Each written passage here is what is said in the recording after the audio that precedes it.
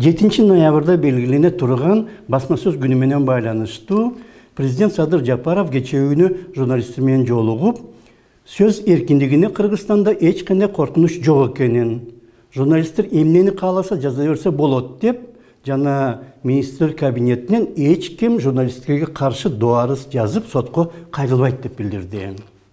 Бирок мына июль айында жогорку кеңеш анык эмес жалган маалымат жөнүндө деген мыйзам кабыл алган.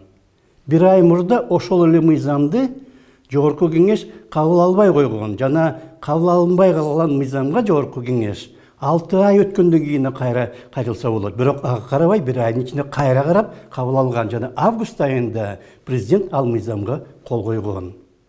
Бул мыйзам боюнча кайсы болбосун аткаминер, кайсы болбосун интернет сайтка кайрылып, мен жөнүндө анык эмес материал чыкты деп айтса болот жана ал сайттын ээлери ошол материалды 24 сааттын ичинде алып салууга тийиш.